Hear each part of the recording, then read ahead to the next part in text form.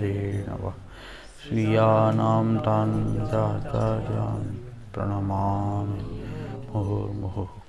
यदनुग्रहतो जन्तु सर्वदुःखातिको भवेत् तमहं सर्वदा वन्दे श्रीमद्वल्लभनन्दनम्। अज्ञानतिमिरान्धस्य ज्ञानाञ्जनशलाकया चक्षुर्मीलितं येन तस्मै श्रीगुरवे नमः। नमामि हृदये शेषे लीलाक्षीराब्धिसायिनं लक्ष्मीसहस्रलीलाभिः सेव्यमानं कलानिधं। चतुर्भिश्च चतुर्भिश्च त्रिभिस्तथा षड्भिर्विराजते योऽसौ पञ्चधारे।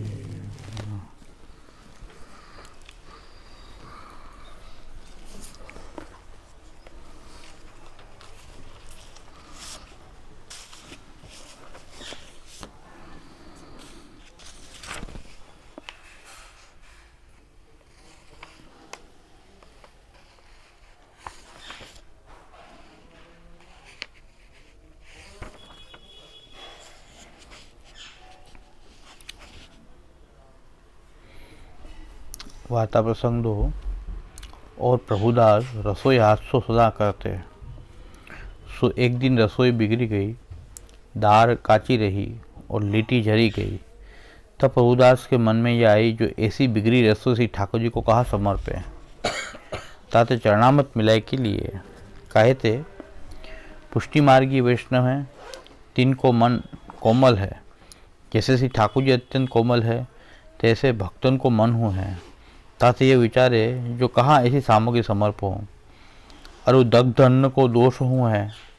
वृंतांकन च कलिंगन च दग्धान्न च मसूरिका इत्यादि विचारी के श्री ठाकुर जी को समर्पे नहीं। और अन्न प्रसादी को महादोष है, तथा चरणामत मिले के लिए। तब श्री ठाकुर जी ने श्री आचार्य जी से कहो कि जो मैं प्रभुदास की बाटी देखी, सो आज मोको भोग न धरियो, आप लिए। या में यह जताए, जो श्री ठाकुर जी यद्यपि एक हैं नंदराज कुमार, परंतु भक्तन के भाव करके जितने भक्त हैं तिनके तितने ठाकुर हैं। सो प्रभुदास के भाव के ठाकुर जी ने कही, जो प्रभुदास ने भोग नहीं धरियो। तब श्री आचार्य जी ने प्रभुदास से कहो, तू आज श्री ठाकुर जी को भोग समर्पे बिना क्यों लियो। तब प्रभुदास ने विनती करी, महाराज दाल काची रही, अंगाखरी जरी गई, तथा चरणामत मेली के लियो। श्री आचार्य जी कहे, ऐसी रसोई क्यों करी। श्री ठाकुर जी बड़ी बेर लो बाट देखी, ताते सावधानी सो आची रसोई करी भोग धरी के लीजो। ता दिन ते प्रभुदास सावधानी सो रसोई करते।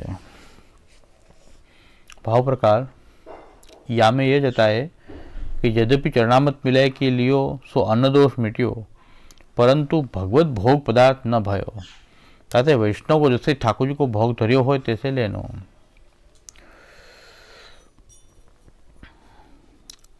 दही न्यारो धरियो हो तो दही में भात मिलाए के अपने न लीजिए। काहे दूध भात दही भात न्यारे न्यारे भक्तन के भाव की सामग्री है।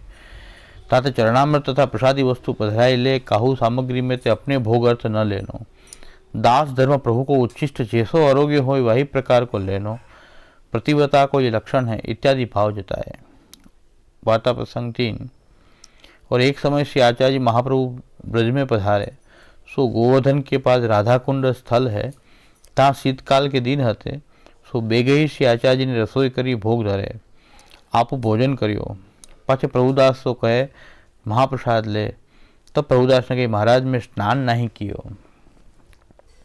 ताको आशय यह कि जो श्री आचार्य जी के सेवक सगरे अपनी न्यारी न्यारी रसोई करते सो लेते, परंतु श्री आचार्य श्रीकुंड में स्नान करी रसोई करी भोग धरे। सो वह स्थल स्वामी जी को स्थल है, सो आपको बहुत प्रिय है। तथा प्रभुदास ऊपर कृपा करना श्री आचार्य जी कहे, महाप्रसाद ले। तब प्रभुदास मर्यादा के वचन कहे कि मैं नहायो नहीं। ता समय श्री आचार्य जी पुष्टि लीला में मग्न है।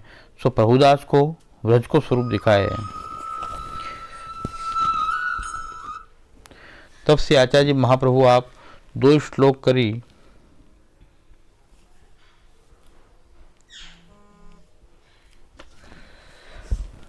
के ब्रज को स्वरूप दिखाए। वृक्षे वृक्षे वेणुधारी पत्रे पत्रे चतुर्भुजः यत्र वृंदावने तत्र लक्ष्यालक्ष्य कथा कुतः जलादपि रजः पुण्यम रजसोपि जलम वरम यत्र वृंदावनम तत्र स्नात्वा स्नात्वा कथा कुतः। यह कहे कृपा करके सो प्रभुदास व्रज को स्वरूप अलौकिक देखे। सो वृक्ष वृक्ष के नीचे वेणुधारी साक्षात गोवर्धन धर भक्तन के संग लीला करते हैं। ऐसे वृक्ष भगवदी हैं, तिनके पत्र कैसे हैं, चतुर्भुज रूप हैं। तथा वृंदावन के वृक्ष वृक्ष वेणुधारी श्री गोवर्धन धर रूप हैं, तिनको आश्रय चतुर्भुज रूप नारायण रूप पत्र होए आश्रय वृक्षण को कियो है। ऐसो वृंदावन है। सो लक्ष्यालक्ष्य कथा है, लौकिक लोगन को अलक्ष्य और भगवदीन को स्वरूपात्मक। सो कथा कही न जाए। या बात को भक्तजन जाने, कृष्ण रूप जाने, कृष्ण रूप वृक्ष हैं सो लोगन को न दिसे। जैसे ही श्री वृंदावन की रज सो जल श्रेष्ठ है और जल थे रज श्रेष्ठ है। ता नाहिबिक कथा कहाँ कही है। भावे जल सो नहाए भावे रज लगाए। सो रज उड़ी के लागी तब नहावे की अपेक्षा रही नहीं, परंतु मर्यादा के लिए नहानो। यह सुन के प्रभुदास को अलौकिक श्री वृंदावन के दर्शन हुए। तब बिना नहाए महाप्रसाद लिए सो श्री आचार्य जी की आज्ञा थे। या प्रकार प्रभुदास को श्री वृंदावन को अलौकिक स्वरूप वर्णन किए, जहाँ वेद मर्यादा की गम्य नहीं। और एक समय श्री आचार्य जी महाप्रभु श्री गोवर्धन धर के मंदिर में श्री गोवर्धन धर को श्रृंगार करते थे। तब यह मन में आई, जो आज दही होए तो समर्पिए। तब प्रभुदास सो कहे, जा कहूँ दही मिले तो ले आओ। तब प्रभुदास चले, सो एक अहिरनी मिली। तब वासो पूछे, तेरे पास दही है? तब उन कहो कि दही मीठो सुंदर है, परंतु तू मोको कहाँ देगो। तब प्रभुदास ने कही, दही मोको दे, जो तू मांगे सो मैं तो को देऊँ। तब अहिरनी ने कही, 1 टका दे और कहा तू मोको मुक्ति देगो। तब प्रभुदास ने कही, जा तो को टका और मुक्ति दो दीने। तब अहिरनी ने कही कि मैं कैसे मानो। तब प्रभुदास ने कागज पर लिखी दीनो, जो दही के पलटे मुक्ति दीनी। तब अहिरनी अपने अंचल सो बांधी के अपने घर आई। तब वाने पड़ोसनी सो कही, आज मैं दही के पलटे मुक्ति ले आई हूँ। तब पड़ोस ने कही, अरे जा तो को वैराग्या ने ठगी लियो, मुक्ति कहाँ देगो। तब वह अहिरनी ने कही, ऐसे मती कहे, वो बड़े महापुरुष हैं, मोको साचे ही मुक्ति दीनी है। मोको कागज लिखी दियो है, सो मेरे छेड़े बांधियो है। यह झूठ वो झूठ न बोले। तब वो कहो, अब जानी पड़ेगी। पाछे घड़ी दोई में बाकी देह छूटी। तब जमदूत आए। इतने में विष्णुदूत आए कि जमदूतन सो कहे, छोड़ी देव याको मुक्ति करेंगे।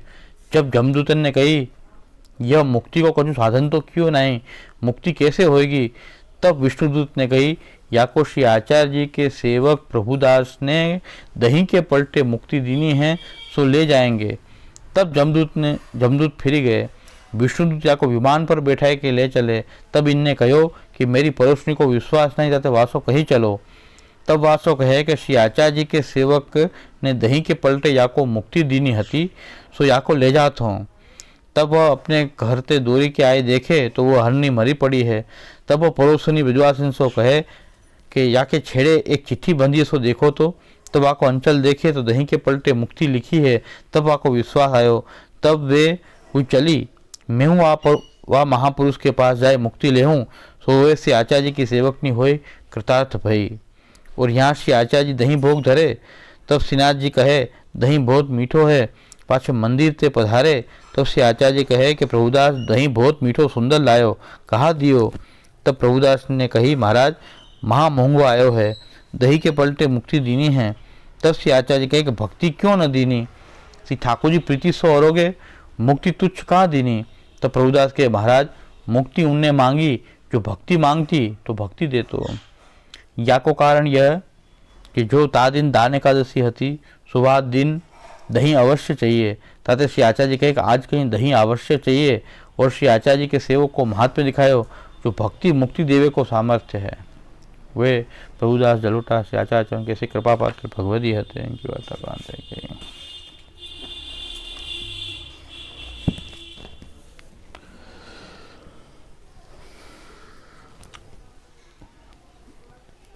અખંડ પૂર્ણ જે બ્રહ્મ જે કૃષ્ણ જે છે એમાં આપણે કૃષ્ણની જે વ્યાખ્યા ગઈ વખતે જોઈ કે સએવ કદાચિત જગદુદ્ધારાર્થમ અખંડ પૂર્ણ એવ પ્રાદુર્ભૂત સન કૃષ્ણ ઇતિ ઉચ્યતે. શ્રી કૃષ્ણ એટલે ખાલી આપણે એમ માનીએ કે ભાઈ દેવકીજીને વસુદેવજીના જન્મ કે યશોદાજીને ત્યાં એ જન્મ એ કૃષ્ણ, પણ શ્રી મહાપ્રભુજી જે આજ્ઞા કરે છે કે કૃષ્ણનું એ લીલા ચરિત્ર તો છે, પણ શ્રી કૃષ્ણ એટલે કે જે પરમ કાષ્ઠાપન્ન તત્વ, કે જેનાથી મોટું કંઈ પણ ન હોઈ શકે, એટલે કે એ બ્રહ્મ.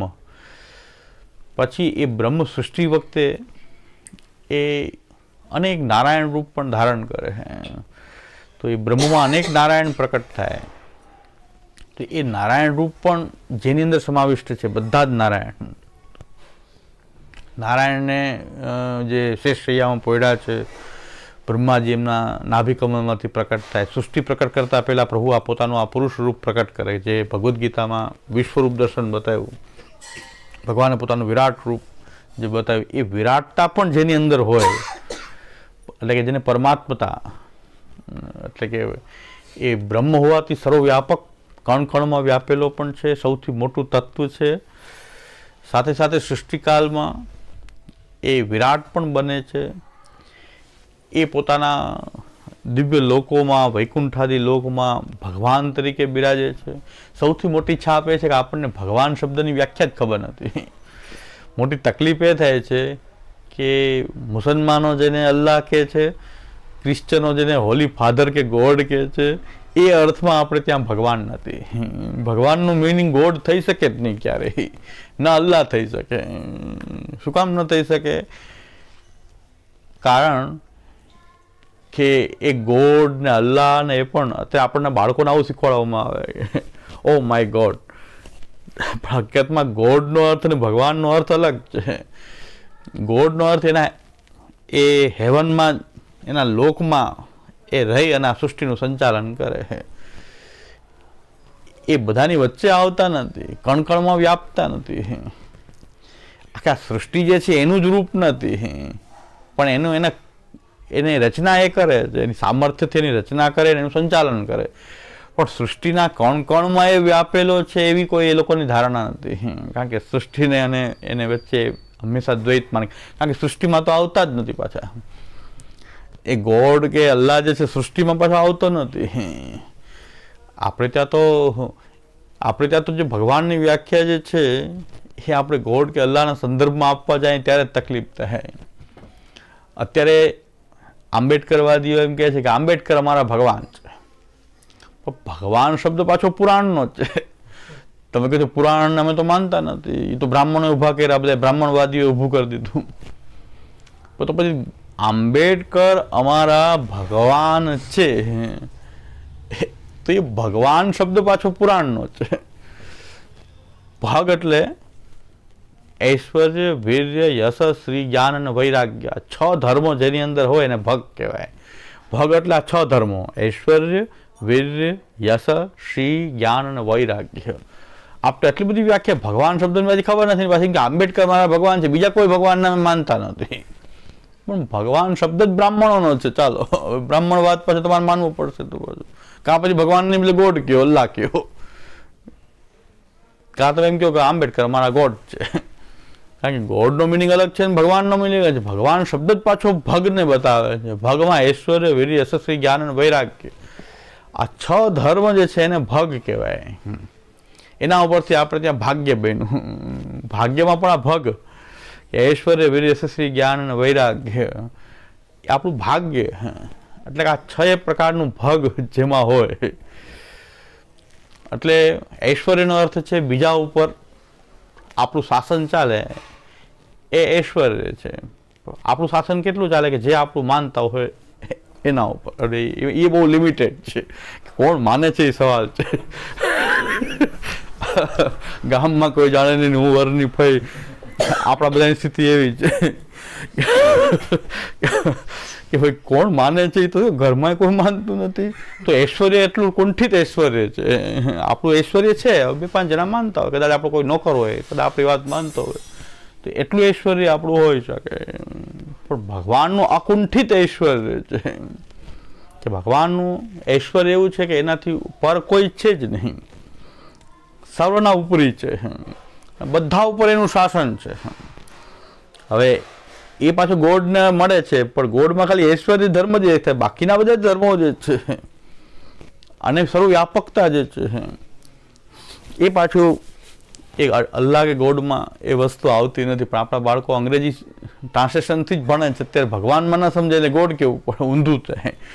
ગોડ એટલે ભગવાન કહેવાય, એટલે ભગવાન એટલે શું કહેવાય ગોડ, એમ ઊંધું સમજાવવું પડે. એવી સ્થિતિ ઉત્પન્ન થઈ ગઈ. માનસિક ગુલામી આપણી અંગ્રેજોની એવી છે કે ભાઈ એને ઇંગ્લિશ મીડિયમમાં ભણાવવાને કારણે એને ડાયરેક્ટ ભગવાન શબ્દ ના ખબર પડે, એ ગોડ એને ખબર પડી જાય તો એમ કે ભગવાનને આમ કહેવાય. એટલે બહારથી બધા વૈષ્ણવ આવે તો એ છોકરાને લ્યા કાને આપ સમજાવો. મેં કીધું પોતે સમજાવી શકે નહીં, મા બાપ સમજાવી શકે નહીં, છોકરા ઇંગ્લિશ મીડિયમમાં ભણે તો દરેક વસ્તુનું એ સાયન્ટિફિક જેને કહેવાય એક્સપ્લેનેશન માંગે. હવે એવું આપણને ઠસાવી દેવામાં આવ્યું છે કે સાયન્ટિફિકલી જો પ્રૂવ થતી હોય તો જ વાત સાચી, નકર ખોટી, એવું આપણને ઠસાવી દેવામાં આવ્યું. પણ સાયન્સ તો રોજ નવા નવા એના મેઝરમેન્ટ બદલાતા જાય. સાયન્સ તો ગ્રોવિંગ છે, એ સિદ્ધ નથી. કોઈ પણ સાયન્સ એમ નથી કીધું આના પછી નવું કાંઈ સંશોધન ન થઈ શકે. ટેલિફોન હતું, ટેલિફોનમાંથી પછી ઓલા પેજર આવ્યા, ને પેજરમાંથી પછી હા મોબાઈલ આવ્યા, સેટેલાઇટ ફોન. હજી આનાથી આગળ કાંઈ નહીં આવે એવું આપણે કાંઈ કહી ન શકીએ કે હવે આનાથી આગળ કાંઈ નહીં. સાયન્સ તો આ રીતે જ્યારે મોબાઈલની કોઈ કલ્પના ન કરી હોય ત્યારે કોઈ મોબાઈલની વાત કરે તો આપણને લાગે આવું થોડું હોય, ક્યાં બતાવો, એનું પ્રૂફ બતાવો, ક્યાં છે? તો મોબાઈલ તો હતો નહીં ક્યાંય, પણ આવી તો ગયો ને, ત્યારે નહોતો પણ અત્યારે આવ્યો. તો સાયન્સ તો હંમેશા ગ્રોવિંગ છે. એવું એ નવું નવું કંઈક ને કંઈક આવ્યા જ કરે હોય. એના આધારે તમે ધર્મને વાત બધી સાયન્સ દ્વારા પ્રૂવ કરવાની વાત કરો, એ વાત જ ખોટી છે. કારણ કે એક ક્ષેત્ર અલગ છે અને ધર્મનું ક્ષેત્ર અલગ છે. એટલે આપણા સાયન્ટિસ્ટ હતા અબ્દુલ કલામ, એને એમ કીધું કે જ્યાં સાયન્સ પૂરું થાય ત્યાંથી આધ્યાત્મ શરૂ થાય. એટલે પછી સાયન્સ દ્વારા હવે જ્યાં સાયન્સની લિમિટ પૂરી થાય ત્યાંથી આ સ્પિરિચ્યુઆલિટી કે આધ્યાત્મ જે છે, ધર્મ જે છે, એ બધું ત્યાંથી શરૂ થાય. તો હવે કેવી રીતે મેળ કરવો કે સાયન્ટિફિક રીતે એનું જવાબ આપવો દરેક વસ્તુનો, એ શક્ય નથી. ધર્મ એ શ્રદ્ધાનો વિષય છે. શ્રદ્ધા જે છે એ ધર્મ હંમેશા શ્રદ્ધાનો જ વિષય હોય છે. એટલે શ્રદ્ધામાં પાછી એવું નહીં કે ભાઈ કોઈ કલ્પના છે કે ખોટો વિશ્વાસ છે, એવું પણ નહીં. પણ એવો વિશ્વાસ કે જે આપણે જોયું નથી છતાં પણ જે શાસ્ત્રએ કહ્યું છે, આચાર્યોએ કહ્યું છે, ઋષિઓએ કહ્યું છે, એમાં આપણને પૂર્ણ વિશ્વાસ હોવો કે નહીં. આપણે નથી જોયું પણ એના કોઈક દ્રષ્ટા તો છે કે જેને જોયું છે, જેને અનુભવ્યું છે. તો એ શ્રદ્ધાનો જ વિષય. આધ્યાત્મ કે ધર્મ હંમેશા શ્રદ્ધા ઉપર આધારિત હોય છે અને શ્રદ્ધા ઉપર જો આખું જગત ચાલે છે. હકીકતમાં ડૉક્ટર આપણને દવા લખે, આપણી શ્રદ્ધા ન હોય ને તો આપણને એની પાસે દવા લેવામાં વિશ્વાસ જ ન હોય. કારણ કે મરી જશું તો એવું હોય તો આપણે એની દવા લે જ નહીં. ડૉક્ટર ગમે એટલો સારો હોય પણ આપણને શ્રદ્ધા છે કે આની દવાથી આપણું સારું થશે. એમ આધ્યાત્મની અંદર પણ જે ઋષિઓ છે, શાસ્ત્ર છે, એમાં વિશ્વાસ રાખો કે જે આપણે જોયું નથી, અનુભવ્યું નથી, પણ એનો વિશ્વાસ આપણે રાખીએ તો એને શ્રદ્ધા કહેવાય. એટલે શ્રદ્ધા ખોટી તો નથી, કારણ કે આપણે નથી જોયું પણ એનો અનુભવ કરનારા બીજા તો જે છે કે જે ઋષિઓ છે, શાસ્ત્ર છે, એ શાસ્ત્ર આ રીતે લખાયેલું છે કે જેને અનુભવ કર્યો છે આ વસ્તુનો, તો એના આધારે આપણે એમાં શ્રદ્ધા રાખી રહ્યા છીએ. એટલે આપણી સૌથી મોટી શ્રદ્ધા તો આપણા માર્ગના પ્રવર્તક આચાર્ય ચરણ શ્રીમદ મહાપ્રભુજી ઉપર આપણી પહેલી શ્રદ્ધા, પછી ઠાકોરજીમાં વિશ્વાસ આવે. ઠાકોરજીમાં વિશ્વાસ પછી જ આવી શકે કે ભગવાન છે કે નહીં, પણ એની માટે તો આચાર્ય ઉપર જો વિશ્વાસ થઈ ગયો તો ભગવાન તો અવશ્ય પ્રાપ્ત થઈ જાય. આચાર્યમાં વિશ્વાસ થતાં જ ભગવત પ્રાપ્તિ થઈ જાય. તો આ જે વાર્તા જે છે એમાં ઘણા બધા પહેલું ઊભા થાય છે કે ભાઈ કૃષ્ણ તત્વને શ્રી મહાપ્રભુજી બતાવ્યું. વૃક્ષે વૃક્ષે વેણુધારી, પત્રે પત્રે ચતુર્ભુજ, યત્ર વૃંદાવને તત્ર લક્ષ્યાલક્ષ્ય કથા કુતઃ. તો એમાં આખું શ્રી મહાપ્રભુજી કૃષ્ણના સ્વરૂપને સમજાય કે આપણે શ્રી કૃષ્ણ શરણમમાં કહીએ, કૃષ્ણની સેવા કરીએ. એટલે કૃષ્ણ જે છે એ સૌથી મોટું તત્વ, પરાત્પર તત્વ જે છે એ જ્યારે પોતાની બધી જ સમગ્રતા સહિત અખંડ અને પૂર્ણ રૂપમાં જ્યારે ભક્તો વચ્ચે પ્રકટ થઈ જાય ત્યારે એને શ્રી કૃષ્ણ કહેવાય. હવે શ્રી કૃષ્ણ કહ્યા પછી કંઈ બાકી રહે જ નહીં ને. શ્રી કૃષ્ણનો અર્થ જ એટલો બધો વિરાટ અર્થ છે કે એમાં કંઈ બાકી ન રહે. સૌથી મોટું તત્વ અને સર્વમાં વ્યાપક તત્વ એ બ્રહ્મ કહેવાય. મોટામાં મોટું તત્વ કે એનાથી મોટું કાંઈ ને બધાને પોતાની અંદર સમાવેલ છે એવું એક તત્વ જે છે એને, અને પાછું બધે સૌથી મોટું હોય પોતાના બધાને સમાવેલ, કણ કણમાં એ પાછો વ્યાપ્ત છે, એ બ્રહ્મ કહેવાય છે. બ્રહ્મનો અર્થ આ થાય. પછી આવે છે પરમાત્મા, એટલે કે જે સૃષ્ટિ વખતે જે ભગવાન જે વિરાટ રૂપ, જે આખી સૃષ્ટિને પોતાનામાં એ સમાવીને જે નારાયણ રૂપ પ્રકટ કરે છે ભગવાન. સૃષ્ટિ શરૂ થાય ત્યારે એ કૃષ્ણ જે મૂળ તત્વ, ઘણા કહે છે કે નારાયણના અવતાર કૃષ્ણ છે, પણ કૃષ્ણમાંથી કોટી નારાયણ પ્રકટ થાય છે. કરોડો નારાયણ જે છે એ કૃષ્ણમાંથી પ્રકટ થાય છે, કારણ કે કૃષ્ણ તો પરાત્પર તત્વ છે. એ પરાત્પર તત્વ જે બ્રહ્મ, ત્યાર પછી આ નારાયણના બધા જે રૂપ જે છે, આમાં સુંદર ડેમોન્સ્ટ્રેશન શ્રી મહાપ્રભુજી પ્રકટ થઈને બતાવ્યું કે આ વૃક્ષના જેટલા પણ પાંદડા જે છે એ બધા જ નારાયણ રૂપ છે.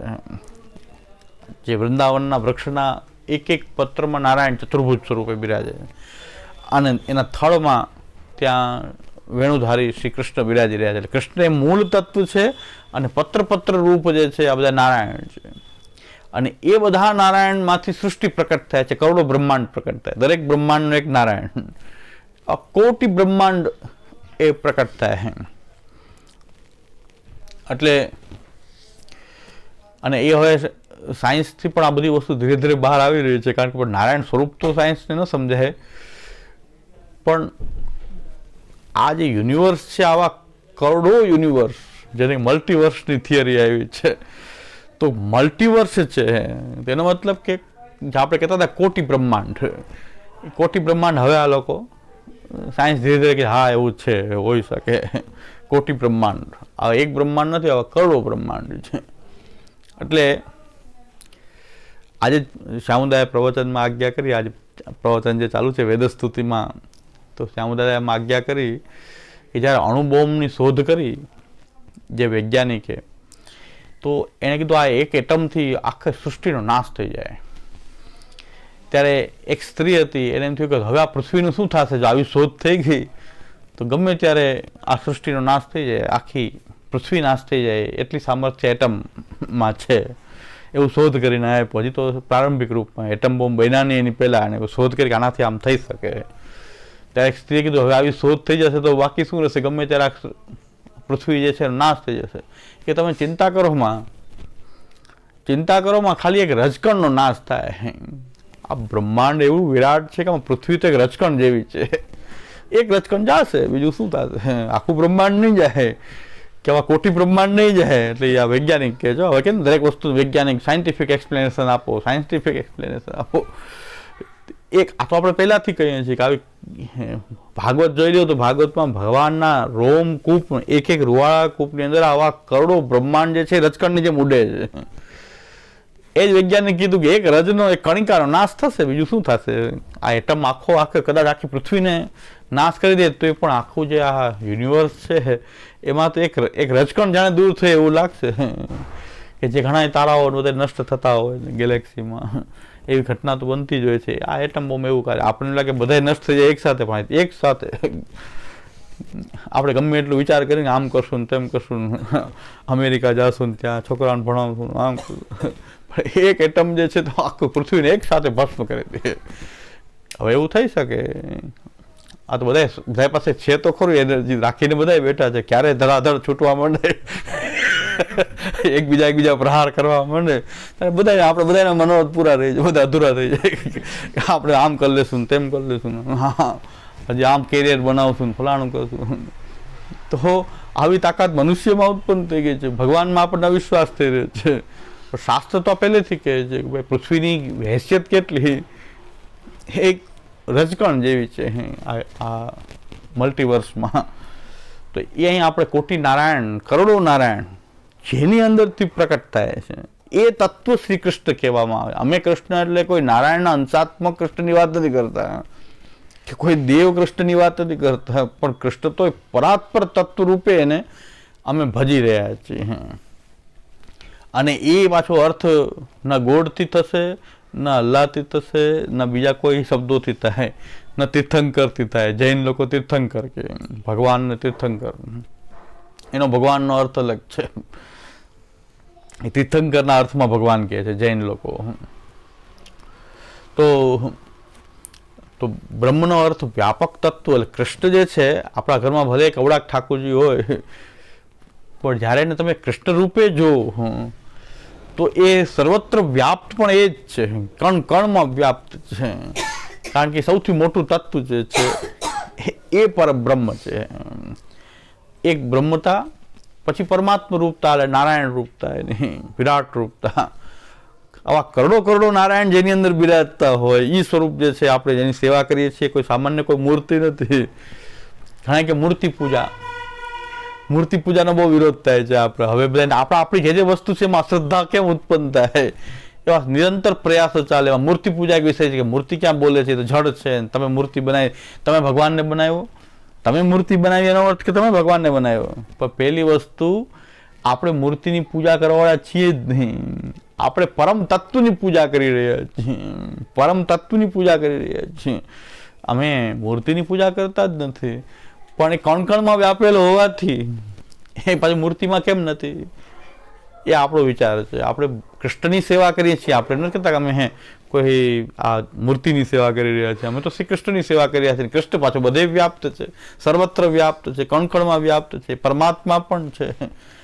તો સર્વત્ર એ રહેલો છે. એ અર્થમાં આપણે શ્રી કૃષ્ણ કહીએ છીએ. મહાપ્રભુજીનો આટલો વ્યાપક અર્થ છે કૃષ્ણ માટે કે સએવ પરમ કાષ્ઠાપન્ના, એ કદાચિત જગદ ઉદ્ધારાર્થમ અખંડ પૂર્ણ એવ પ્રાદુર્ભૂત સન કૃષ્ણ ઇતિ ઉચ્યતે. શ્રી કૃષ્ણનો અર્થ એટલો બધો વ્યાપક થાય છે. એ આપણે બધા યાદ રાખવું છે. આપણે કોની સેવા કરી રહ્યા છીએ એનું મહાત્મ્ય જ ખબર નથી. કોણ આપણી ઘરે બિરાજે છે ઠાકોરજી, એનું મહાત્મ્ય જ આપણને ખબર નથી. બ્રહ્મ સંબંધ બોલી ત્યારે આ બ્રહ્મ વ્યાપક તત્વ જે છે એનો સંબંધ. બ્રહ્મ સંબંધ એટલે શું કે બ્રહ્મ એટલે કે વ્યાપક જે છે એની સાથે પોતાનો સંબંધ, એ વ્યાપકતામાં પોતાને જોવું, એ બ્રહ્મ સંબંધ દીક્ષા છે. કે આખી વ્યાપકતા જે છે એમાં પણ હું એક અણુ છું, હું એનો અંશ છું, એવું જોવું, એવું પ્રતિપાદન કરાવવું, એવો સંબંધ સ્થાપિત કરવો, એ આપણી બ્રહ્મ સંબંધ દીક્ષા છે. એટલે અહીંયા બ્રહ્મ શબ્દનો પ્રયોગ કર્યો છે કે સર્વવ્યાપક, કણકણમાં વ્યાપક સૌથી મોટું તત્વ એ બ્રહ્મ છે. ત્યાર પછી પરમાત્મા, એટલે કે એ સૃષ્ટિ પ્રકટ કરવા માટે સમગ્ર સૃષ્ટિને પોતાનામાં ધારણ કરે છે, એ પરમાત્મા બને છે, એને નારાયણ કહેવાય છે. પણ કૃષ્ણ અને નારાયણમાં ઓમ કોઈ ભેદ નથી. કૃષ્ણની જે પરબ્રહ્મતા અને નારાયણની પરબ્રહ્મતા, ઐશ્વર્ય, વીર્ય, શ્રી જ્ઞાન, વૈરાગ્યાદિ ધર્મો, એ બધું સમાન છે. છતાં એ એક બ્રહ્માંડ જે છે, 14 લોકનું એક બ્રહ્માંડ થાય, એક બ્રહ્માંડનો અધિપતિ કહેવાય કે વ્યાપક તત્વ કહેવાય, એ નારાયણ કહેવાય. પણ કરોડો આવા નારાયણ જેમાંથી પ્રકટ થાય એ મૂળ તત્વ કહેવાય. આ વૃક્ષે વૃક્ષે વેણુધારી, પત્રે પત્રે ચતુર્ભુજા, અને એ વેણુધારી પ્રભુ જે છે એના મૂળ છે, એના પત્રમાં બધા નારાયણ રૂપ પ્રકટ થાય છે. એટલે કરોડો નારાયણ જેની અંદરથી પ્રકટ થાય એવું એ મૂળ રૂપ જે છે, જેની માટે ભાગવત કહે છે કે જગૃહે પૌરુષમ રૂપમ ભગવાન મહદાદિભિ. ભગવાને નારાયણ રૂપ ધારણ કર્યું એમ કીધું છે. જગૃહે પૌરુષમ રૂપમ ભગવાન મહદાદિભિ. તો ભગવાને નારાયણ રૂપ ધારણ કર્યું. એટલે તો નારાયણનું રૂપ જેને ધારણ કર્યું કે ભગવાન તો કોઈક તત્વ અલગ હોય ને.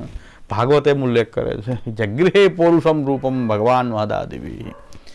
એ તત્વ જે છે શ્રી કૃષ્ણ છે. તો એ તત્વ શ્રી કૃષ્ણ કહેવાય છે. હવે ભગવાન શબ્દની અંદર આ 6 વસ્તુ છે: ઐશ્વર્ય, વીર્ય, યશ, જ્ઞાન, વૈરાગ્ય. ઐશ્વર્ય એટલે ભગવાનની સત્તા તો સર્વ ઉપર રહેલી છે. એનાથી મોટું કોઈ તત્વ ન હોવાથી ઐશ્વર્યનું અકુંઠિત, જેને કહેવાય કે જેને કોઈ અંત નથી એવું અનંત ઐશ્વર્ય ભગવાનનું અનંત ઐશ્વર્ય છે. આપણું ઐશ્વર્ય પાછું એકદમ ક્ષુદ્ર હોય છે. બીજું વીર, સામર્થ્ય.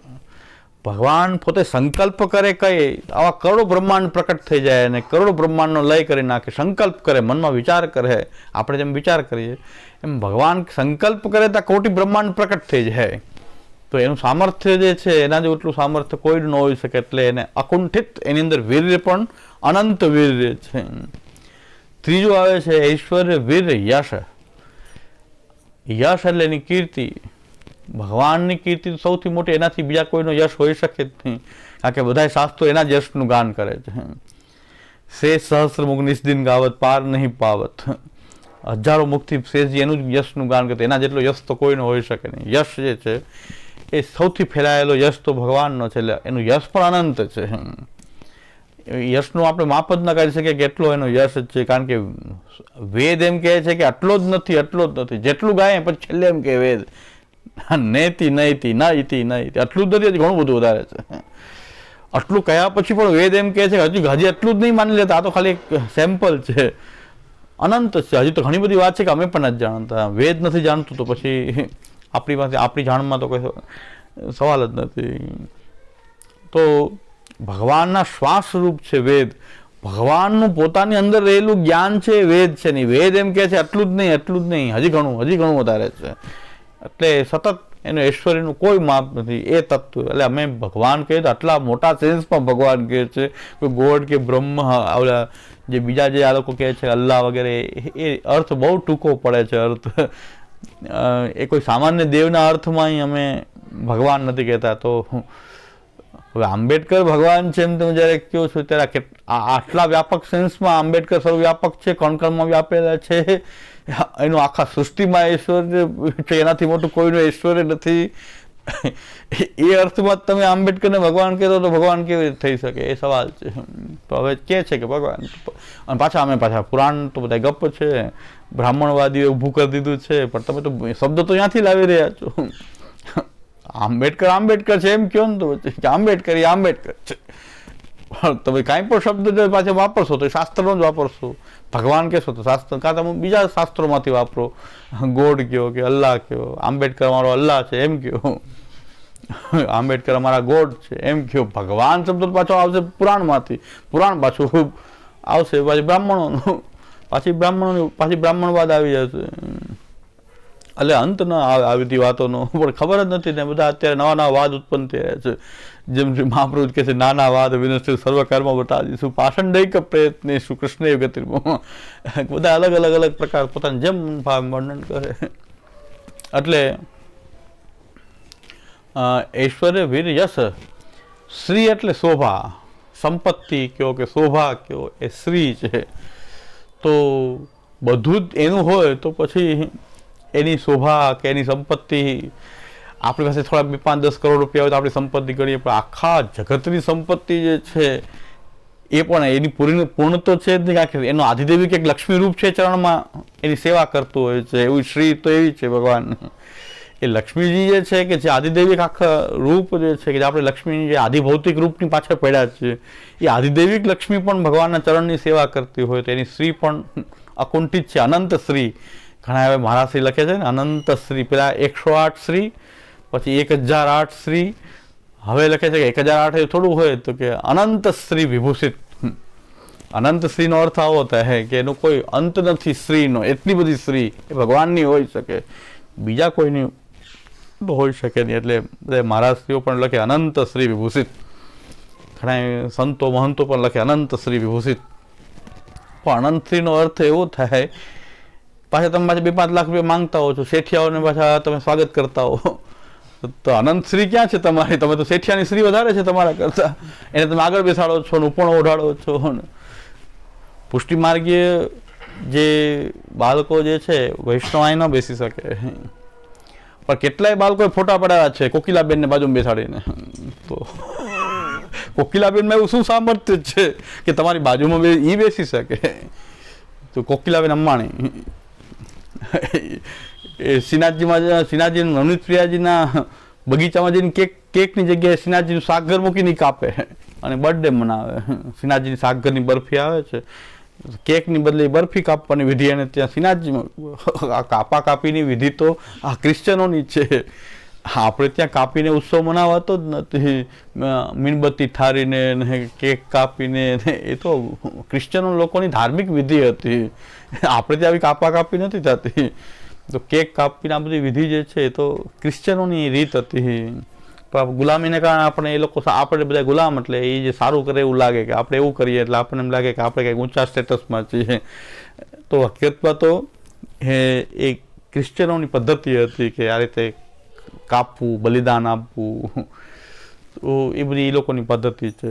પણ એ શ્રીનાથજીમાં એને કઈ રીતે આખે કોકિલાબેન, પણ એનો મતલબ કે તમારી સ્ત્રી તો આનાથી મોટી, તમારા કરતાં આની સ્ત્રી વધારે, એટલે તમે એને મહત્વ આપે. તમારા નામને આગળ લખો છો અનંત શ્રી વિભૂષિત, પણ સ્ત્રી આની વધારે લાગે તમને. કે તમે કોઈ વૈષ્ણવનું બાલક નાનું જ્યારે ભૂલથી બેસી જાય તો કેટલાય જણા એમ કે અહીંયા શું બેસી ગયા, અરે કાઢો કાઢો કાઢો, આ ડોહીને શું કામ બેસાડી? તો પછી 80 વર્ષ કે તેને કે નીચે બેસવું જોઈએ ને, તમે આચાર્ય છો તો એને એ બધા સમાન હોવા જોઈએ ને. તો આ સ્થિતિ છે કે આને અનંત શ્રી કેવી રીતે અનંત શ્રી થઈ ગઈ? અનંત શ્રી વિભૂષિત, અનંત શ્રી વિભૂષિત લગે છે. અનંત શ્રીનો અર્થ તો ભગવાન થાય.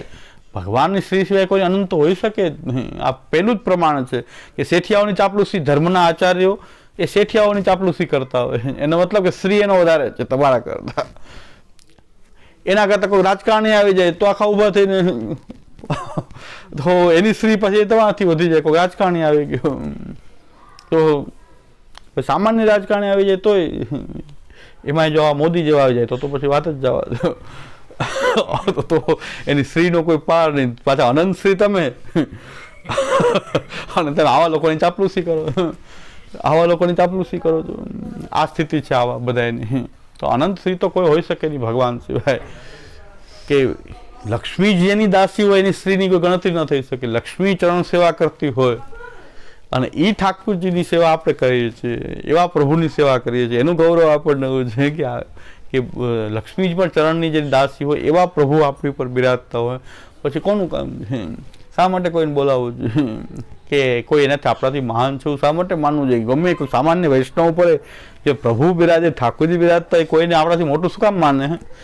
ગમે આવી જાય, શું કામ મોટા? આપણાથી મોટા કોણ છે? કારણ કે ભગવાન જેના ચરણમાં લક્ષ્મીજી હોય એવા ભગવાન એ આપણે માથે બિરાજતા હોય.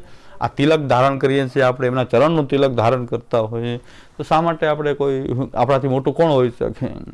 તો અનંત શ્રી જે છે એ ભગવાનની છે, એટલે શ્રી ગુણ છે ભગવાનનો. ત્યાર પછી આવે છે જ્ઞાન. જ્ઞાન જે છે એ ભગવાનથી મોટું જ્ઞાન કોનું હોઈ શકે? કે એ જ્ઞાન ગુણ પણ અનંત ભગવાનમાં ભરેલો અનંત છે જ્ઞાન ગુણ.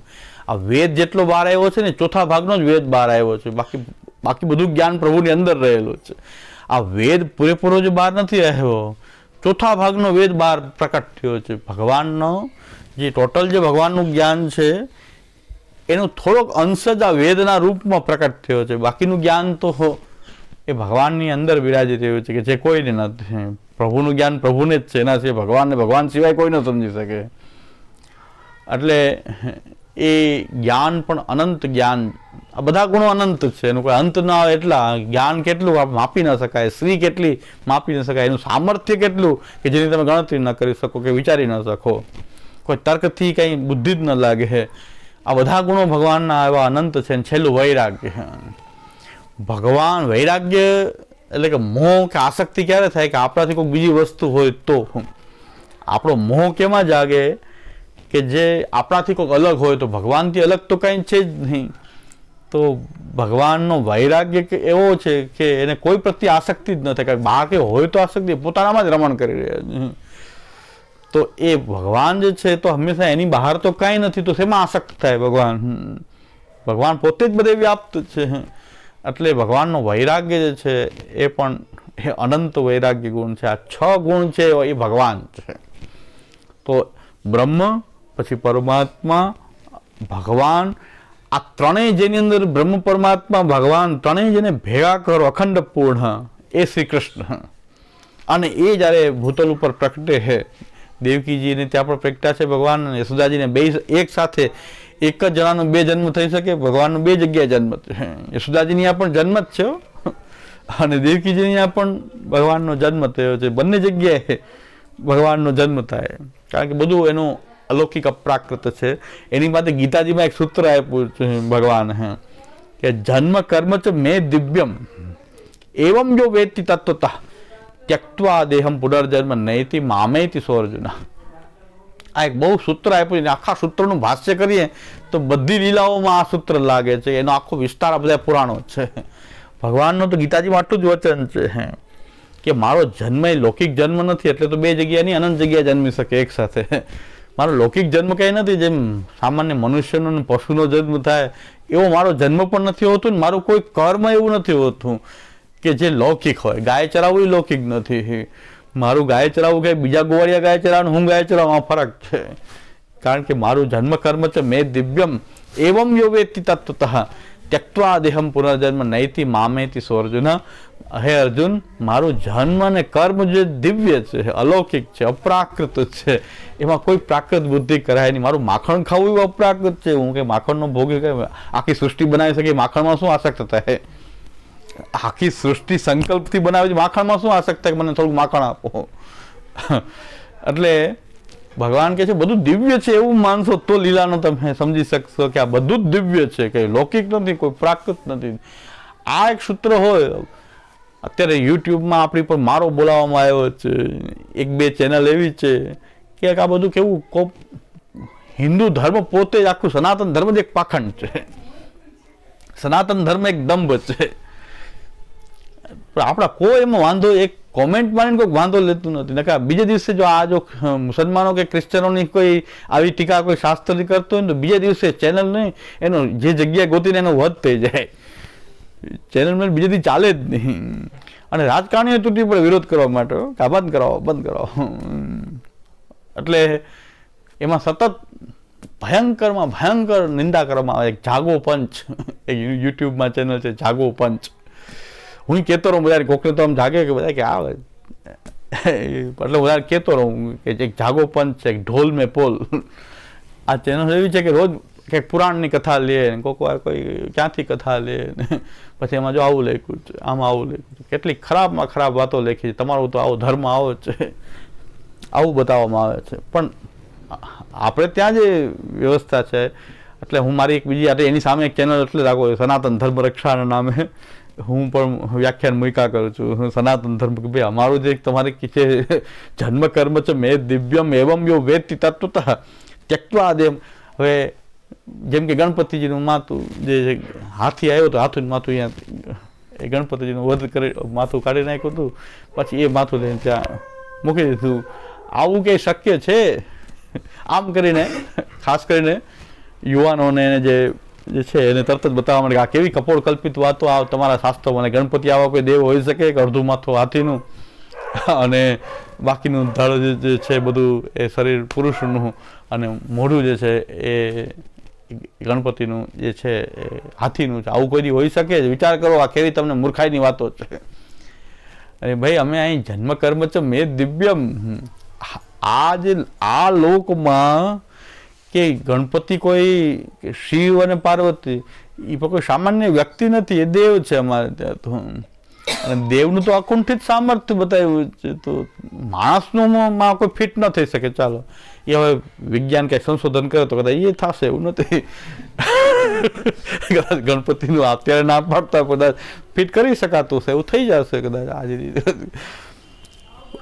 પણ એ થાય કે ન થાય, પણ એ કઈ એ દેવ રૂપની વાત છે, મનુષ્ય રૂપની વાત જ નથી. તો આ અકલ્પનીય વાત નથી. મનુષ્યની વાત કરતા હોય કે શિવ અને પાર્વતી એનો પુત્ર ગણપતિ, એ જો કોઈ સામાન્ય પુરુષ હોય કે નર હોય, મનુષ્ય હોય તો આ શક્ય નથી. તો આ શક્ય નથી. પાછા આપણા હિન્દુવાદીઓ પાછા મૂર્ખા એવા કે શાસ્ત્ર વાંચે નહીં. મૂર્ખા એવી કરે કે આખા હિન્દુ સમાજનો ઠેકો લઈ લે અને પછી શાસ્ત્ર વાંચ્યું ન હોય. એમાં આપણા પ્રધાનમંત્રી એવું બોલ્યા કે પેલી જે છે આ શું કહેવાય પ્લાસ્ટિક સર્જરી કે શું કહેવાય, પેલી તો સૌથી પહેલાં ગણપતિના અમારામાં સૌથી પહેલો ઉલ્લેખ આવી સર્જરીઓનો જે ઉલ્લેખ જે ટ્રાન્સપ્લાન્ટ, હાર્ટ ટ્રાન્સપ્લાન્ટ, બધી ટ્રાન્સપ્લાન્ટની બધી સર્જરીનો પહેલો ઉલ્લેખ તમારે અહીંયા ગણપતિજીનો. આ ગિરિરાજ ધરણ કીધા સાવ મૂર્ખાઈ કરી. આના કરતાં ન બોલાવે સારું. તો ઓલા લોકોની બાજુ બલ મળે કે આમાં સાયન્સની ક્યાં સાયન્ટિફિકલી તારી થાય જ નહીં. એક માણસને બીજું અંગ બીજા માણસનું બેસાડવું હોય ને તો એ કેટલું મેચ થાય કે ન થાય, એની કેટલી પ્રોસિજર હોય. મારે કોઈનું કિડની બેસાડવી છે એકબીજામાં, તો દરેકની કિડની થોડી બેસી જાય કે, તો પછી આ ગણપતિને ક્યાં હાથી ને ક્યાં મનુષ્ય, એ ભેગું કેમ થાય? આ કેમ પહેલી શોધ અમારે ત્યાં થયેલી છે. પ્રધાનમંત્રી એમ બોલ્યા. હવે આ કઈ મેડિકલ સાયન્સની વાત નથી, આ તો સ્પિરિચ્યુઆલિટીની વાત છે, આ તો ધર્મની વાત છે. એમાં તમે ક્યાં સર્જરી લઈ આવ્યા? તો બધા હસશે આપણી ઉપર કે આવી સર્જરી હોય, તમે પહેલી શોધ સર્જરીની આવી કરી. આ વાત જન્મ કર્મ ચ મે દિવ્યમ એવમ યો વેત્તિ તત્વતઃ. તત્વથી એવું જાણવું જોઈએ કે આ મનુષ્યની વાત તો નથી, દેવરૂપની વાત છે. દેવનું તો અકુંઠિત સામર્થ્ય છે. એક ઋષિઓ બોલે ને થઈ જાય, તો દેવ તો એના કર્મથી તો ગમે એ કરી શકે. એવું દેવતાઓનું એવું સામર્થ્ય છે. એ દેવતાઓ પાછા ભગવાનના સામર્થ્યની વિભૂતિ જ છે ખાલી. તો ભગવાનનું સામર્થ્યની શું વાત કરવી? કારણ કે આખા જગતને પ્રકટ કરી શકે એક સંકલ્પ માત્રથી. તો એ ગણપતિનું મોઢું પણ થઈ શકે, તો થઈ શકે. સર્વ થઈ શકતું હોય તો આ થઈ શકે. પણ હા કાંઈ ભૌતિક જગતની કે સામાન્ય મનુષ્યની વાતો નથી. અહીં મનુષ્ય દેવ એ બે રૂપ અલગ બતાવવામાં આવ્યા છે. તો આ દેવતાઓની વાત છે, દેવતાઓની વાત છે. આપણે આવું નથી કહેતા. આપણે આમ કહેતા આમાં સાયન્સ શોધીએ છે કે આમાં પહેલી ટ્રાન્સપ્લાન્ટ તમારે ત્યાં પ્રયોગ સૌથી પહેલો ગણપતિમાં થયેલો. આ ટ્રાન્સપ્લાન્ટ આવો પ્રયોગ હોય તો સારું મોઢું લાવવું જોઈએ, તો પછી હાથીનું શું કામ લાવ્યા? તો કોઈ સારું ટ્રાન્સપ્લાન્ટ કરો ને. તો આવી બધી વાતો પછી આપણી મૂર્ખાઈ પ્રકટ કરે છે. શાસ્ત્રનું અજ્ઞાન, ઘોર અજ્ઞાન અને મૂર્ખાઈ કરતા હોઈએ છીએ આપણે આવી બધી. અને જવાબ આપવામાં બધી મૂર્ખાઈ કરીએ. જવાબ આપવામાં આવી મૂર્ખાઈ કરતા હોઈએ છીએ આપણે. ભાઈ આને જવાબ આપો તો શાસ્ત્ર સંમત જવાબ આપવો છે કે તમને પાછું વિશ્વાસ છે શાસ્ત્રોમાં. હવે એ લોકો એમ કહે છે આ વાત આમાં આવી રહી છે, આવું હોઈ શકે. પણ તમને આ પ્રસંગ માન્ય છે તો બાકી જગ્યાએ લખ્યું છે કે દેવોની ગતિ દેવ જ જાણી શકે, મનુષ્ય નહીં જાણી શકે. દેવોની ગતિ, દેવોની ભાષા, જે એકબીજાની ભાષા એકબીજા જ જાણી શકે, એમ દેવોની ભાષા દેવ જાણી શકે છે, પણ મનુષ્ય દેવોની ભાષા સમજી નહીં શકે. એવું મત્સ્ય પુરાણમાં એવું લખ્યું છે. તમે આ પુરાણની વાત તમે જો ગણપતિનો તમને પ્રસંગ માન્યો હોય તો મત્સ્ય પુરાણની આ વાત તમારે માનવી પડશે. એ તમે માનવા તૈયાર નથી. ના એવું અમે ન માનીએ. પણ તો પછી આ શું કામ માન્ય છે તમને? તો પછી તમે મત્સ્ય પુરાણનું કેમ તમને માન્ય નથી? અમે મત્સ્ય પુરાણનું પ્રમાણ આપીએ કે દેવોની ગતિ દેવ જ જાણી શકે, મનુષ્ય નહીં જાણી શકે. કારણ કે દેવરૂપ માનીએ છીએ અમે. સામાન્ય મનુષ્ય તરીકે ગણપતિની પૂજા નથી કરતા કે હાથી, કે સામાન્ય હાથી પણ નથી. ત્યાં તો એ દેવતાઓના સામર્થ્યથી કોઈ દેવલોકનો કોઈ એ પ્રસંગ છે અને દેવતાઓના સામર્થ્યનો પ્રસંગ છે. દેવ રૂપે અમે પૂજતા હોઈએ ગણપતિને. કોઈ મનુષ્યમાં ઉપર કંઈ હાથીનું મોઢું છે એ અમે પૂજતા હોતા. આપણે ત્યાં બહુ સરસ પ્રસંગ આવે છે. ઈચ્છારામ ભટ્ટજી જે છે ડાકોરના, એ દયારામભાઈના ગુરુ ઈચ્છારામ ભટ્ટજી, એ જંગલમાં જતા હતા. એના સાથે શિષ્યો હતા. વાઘ નીકળ્યો કે સિંહ નીકળ્યો. ગીરમાં આવ્યા છે કદાચ સિંહ નીકળ્યો. સિંહ, હા, વાઘ નહીં પણ સિંહ. ગીરમાં આવ્યા હતા, સિંહ નીકળ્યો. ત્યારે એકને શિષ્ય હતા ઈચ્છારામ ભટ્ટજીના, એને કીધું કે નરસિંહજીએ દર્શન આપ્યા. નરસિંહજીએ દર્શન આપ્યા. ત્યારે ઈચ્છારામ ભટ્ટજી કીધું ને આને સિંહ જ કહેવાય, નરસિંહ ન કહેવાય. નરસિંહ અહીં પ્રકટ ન થઈ શકી તો અલૌકિક ભગવત રૂપ છે, આ પશુ છે, આને નરસિંહ ન કહેવાય. કે નરસિંહજી દર્શન આપ્યા કે ના આને નરસિંહ ન કહેવાય, સિંહ કહેવાય.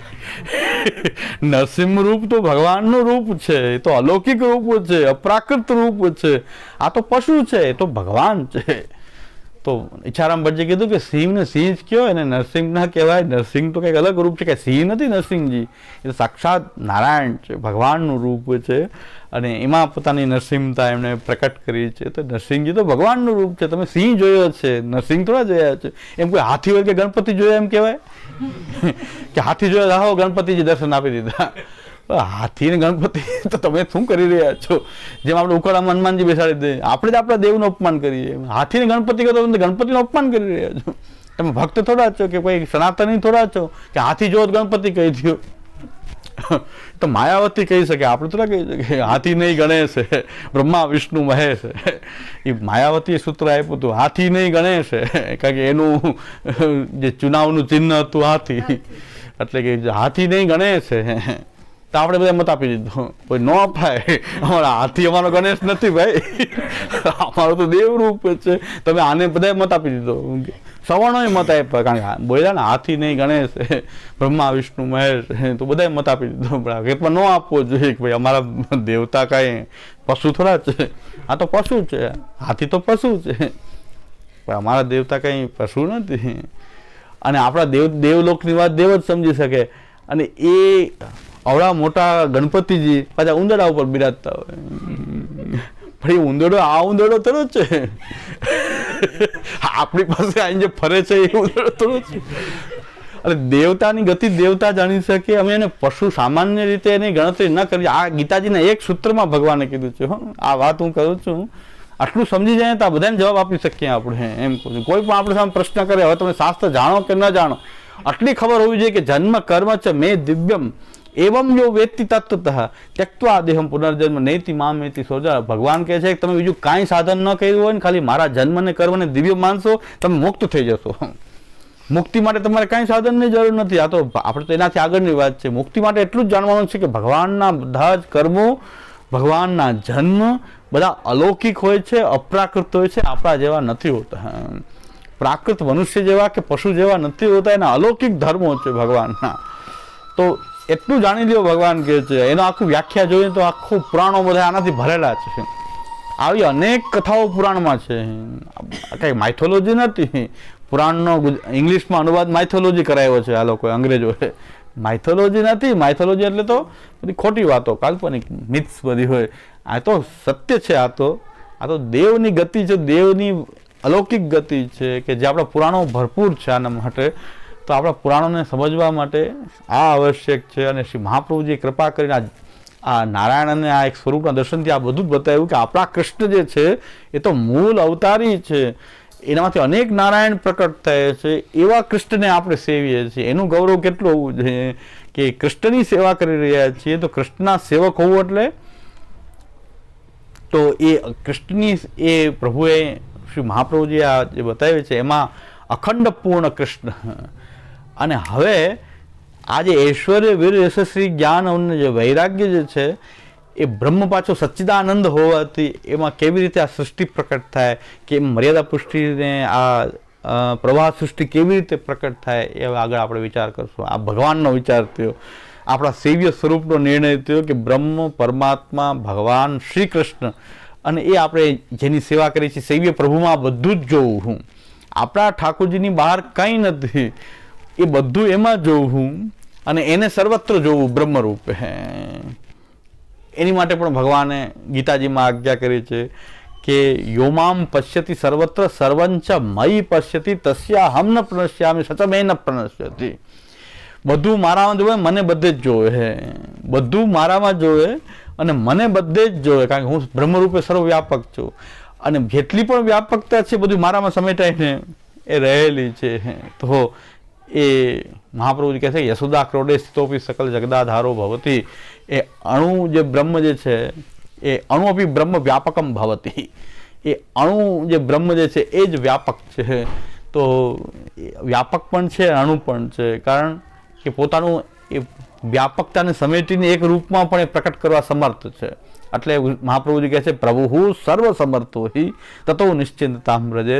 એટલો સમર્થ છે કે પોતાની વ્યાપકતાને પોતાના એક નાના રૂપમાં, એક અવળાક સ્વરૂપમાં, આપણા ઘરમાં બિરાજતા ઠાકોરજી કેવા હોય એમાં પોતાની સર્વત્ર સમગ્રતાને એ એક સાથે એમાં એ પ્રકટ કરી શકે છે. એટલો એ સમર્થ છે. એટલે મહાપ્રભુ કહે છે હવે નિશ્ચિંત થઈ જાઓ.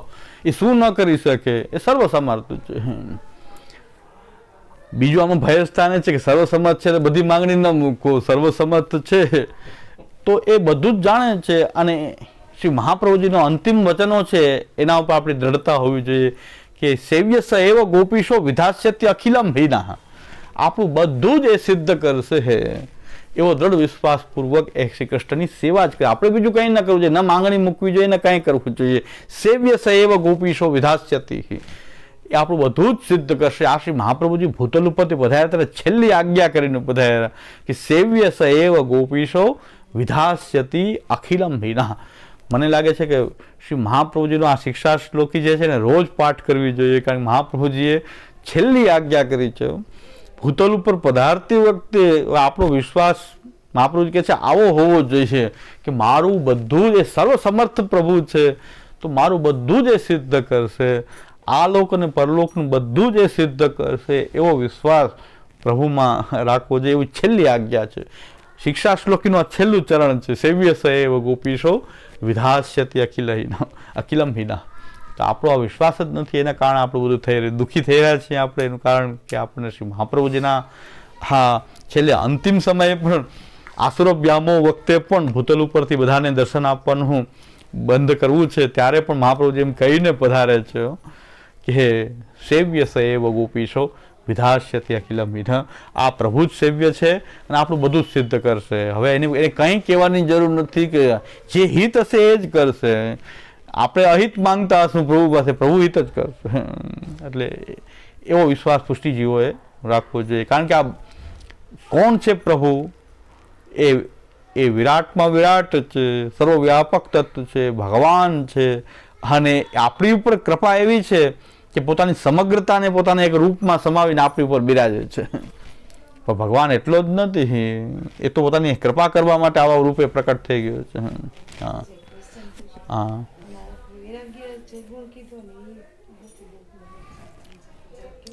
કોઈમાં આસક્ત ન થવું એને વૈરાગ્ય. વૈરાગ્યનો અર્થ કે ક્યાંય પણ આસક્તિ ન થવી એ વૈરાગ્ય છે. પ્રભુમાં તો બીજું કંઈ છે જ નહીં, કેમાં આસક્ત થાય? કોઈ વસ્તુમાં પ્રભુ આસક્ત થતા જ નથી. કારણ કે પ્રભુ તો એ કાંઈ એની બહાર કંઈ હોય તો આસક્ત. આપણે સોનું બહાર છે અને સોનામાં આપણી આસક્તિ થઈ રહી છે. હવે આપણી વૈરાગ્ય આપણે હોય કે આપણે સોના સામે જોઈએ નહીં, વસ્તુ બહાર છે તો આસક્તિ કે વૈરાગ્યનો સવાલ છે. ભગવાનને તેની બહાર કંઈ છે જ નહીં. તો ભગવાનમાં તો અનંત વૈરાગ્ય ભરેલો છે કે કોઈમાં આસક્ત થાય જ નહીં ક્યારેય. પ્રભુ કોઈમાં આસક્ત થાય જ નહીં, કારણ કે એની બહાર તો કોઈ વસ્તુ છે જ નહીં. એનો અનંત વૈરાગ્ય ગુણ છે. આપણા જેવો વૈરાગ્ય નહીં કે અમુક વસ્તુ આપણે વૈરાગ્ય, અમુક વૈરાગ્ય લોકો હોય, વૈરાગ્યવાળા લોકો હોય. પણ ભગવાન તો જે છે કોઈ વસ્તુમાં એ આસક્ત થતા જ નથી. કારણ કે બહાર કંઈ હોય તો ને, પોતાથી બહાર કંઈ હોય તો આસક્ત થાય ને, કાંઈ છે જ નહીં. ભક્તો ઉપર આસક્ત ભગવાન થાય છે તારી કૃપા કરવા માટે. ભક્તો ભગવાનની બહાર તો છે જ નહીં. એ તો લીલા રૂપતાની એનું આકર્ષણ પણ લીલા રૂપ છે કે ભક્તો ઉપર પોતાનું મમત્વ બતાવી રહ્યા છે ભગવાન. હકીકતમાં કંઈ ભગવાન તો વૈરાગ્ય તો એનો રહેલો જ છે. આસક્તિ ક્યાંય નથી પ્રભુને, એટલે વૈરાગ્ય છે. એની બહાર કંઈ છે જ નહીં, શેમાં આસક્ત થાય? બધાના રાસલીલા અને ચીરહરણમાં આ જ પ્રશ્ન ઉપસ્થિત થાય છે. રાસલીલાના પ્રસંગમાં, ચીરહરણના પ્રસંગમાં કહો ભગવાન આવું કરતા, ભગવાન આવું કરતા ને ભાઈ આવું કંઈ કરતા નહોતા. કાંઈ એની બહાર કંઈ હોય તો કરે ને. એ તો પોતાની શક્તિઓની અંદર રમણ કર્યું છે. આ જેટલી પણ ગોપિકાઓ છે ભગવાનની અંદર રહેલી શક્તિઓ જ પ્રકટ થઈ રહી છે. તો ભગવાન કંઈ બહાર તો રમણ કરતા જ નથી ને. અને જન્મકર્મ છે મેં દિવ્ય માં એક સૂત્ર છે કે એ કંઈ લૌકિક રમણ નથી કે લૌકિક કોઈ સ્ત્રીઓ નથી. એ તો વેદની ઋચાઓ છે, ઋષિઓ છે. અને ભગવાન 11 વર્ષ અને 52 દિવસની અવસ્થાના એ ભગવાન છે. તો ત્યારે જે ભગવાનનું જે રૂપ જે ત્યાં છે, જ્યાં દિવ્ય રૂપ છે. દયારામભાઈ પણ કહે છે દિવ્ય રૂપ છો તમે સાકાર રે આનંદના રાશિ રે. ભગવાનની અંદર પોતે જેટલો આનંદ ભરેલો છે અંદર. જો વૈરાગ્યવાળો વ્યક્તિ હોય ને એ પોતાનામાં જ સંતુષ્ટ હોય. એ વૈરાગ્યવાળા વ્યક્તિને તમે કોઈ વસ્તુ મારે જોતી જ નથી તો તમને શું આપો?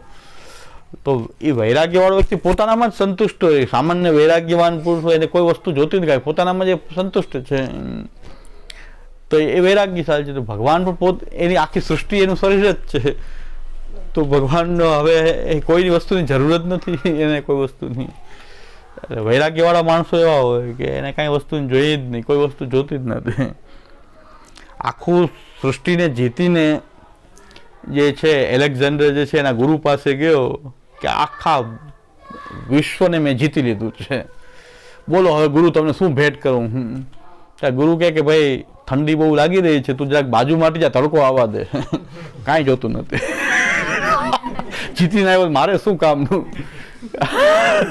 કે તડકો આવે વચ્ચે હું ભરાઈ ગયો છે, મને તડકો આવવા દે, ખાલી તડકો જોઈએ, તું જવા દે.